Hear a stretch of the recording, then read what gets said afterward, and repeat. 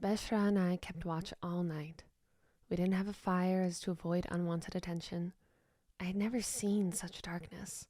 Not even the light of the moon was visible, and the silence was deafening.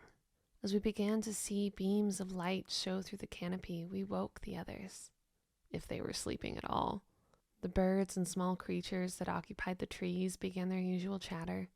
We each took some dried fish from our pouches, drank some water, and started walking due west on a narrow game trail. No one spoke. Everyone was alert, except me. I found myself thinking about my dream again. This time we made it further. Through the white light and on the other side emerged a great tree.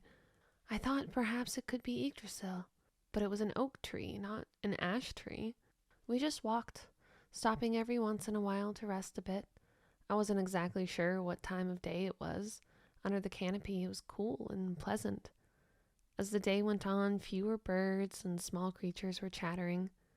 As the sun was going down, I noticed the trees were a little thinner, and in the distance I saw a warm glow like that of a fire.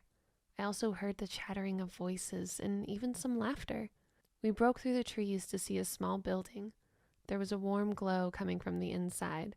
Outside, there were a few people sitting on benches, drinking around a couple fires. There were a few tents set up close by as well, with a couple families cooking supper. We approached the building and were stopped. Halt! Who are you and what is your business here? I respond with a question. We are passing through. What is this place? This is a safe place for those whose homes have been ransacked by dragons. A lodge safe haven. So, you're a member of the lodge then? Our homes have been destroyed by the dragons, and it would be nice to have a proper meal. And I'm sure my companions would like a drink as well. You and your traveling companions are welcome here. Your weapons are to go in the barrel outside the door. I'm afraid you will have to sleep outside, as all the rooms inside have been filled. There are many refugees here. Are there any elves or members of Manatu Vandor Guild inside? I'm sure there are elves inside. As to their affiliation with the Manatu Vandor Guild, I don't know. What guild do you represent? We're the Astrid cut Floki off. We are independent. We belong to no guild, just survivors from our home. Thank you for your kindness. We shall not cause any trouble for you. You have my word. We all placed our weapons inside the barrel outside the small building. Walking through the door, there were people from all walks of life. Humans, heavily armored, fae, dwarves, and elves. This seemed to be a place for all that needed rest and refuge from dragon attacks. The place was lit by iron chandeliers that hung from heavy chains from the ceiling.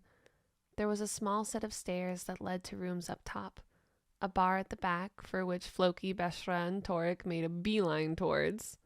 There were beings that looked sad, defeated, and drowned their sorrows, and others were cheerful, happy, without a care in the world. Ari and I found a table to sit at. Torek came back to the table with 5 tankards of mead in his hands. He handed one to me and another to Ari, then kept the rest for himself. I'm sure he is grateful for the mead after 6 years lost at sea, drifting who knows where. Beshra and Floki each came back with 1 mug in each hand and sat down. Someone brought us some stew, which we ate feverishly. Once we were done eating, we sat and talked about this and that until the sun went down. There were people passed out on tables and benches inside. We exited the building and grabbed our weapons.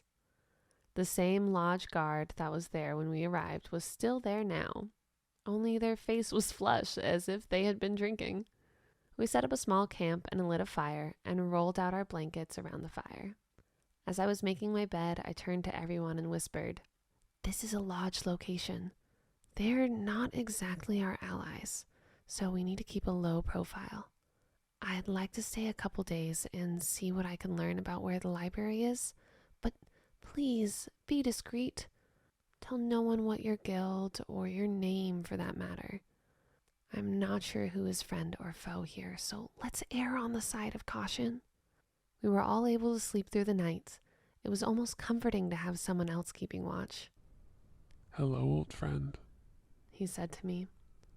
"Hello, Svarter." Svarter turned his head to look at me and smiled in his way, his eyes like silver snowflakes against obsidian. His 4 horns curved gracefully back like an effortless stroke of a paintbrush. The small scar on his mouth revealed a few white teeth that looked like they could cut through stone. I smiled back. "Where are we going?" He turned his head back and forth and simply said, Home. We glided into the setting sun. Things went white for a moment, and then a great oak tree appeared in front of me. Svarter banked right and started circling the tree, occasionally flapping his wings. The tree itself was ancient. It had been here for centuries. We were up so high I could not see the grounds, and the leaves were as big as Svarter. As we glided, I noticed there were other dragons perched on the giant limbs of the tree. But these dragons were not like Svarter. They were much larger. A shadow was cast over us.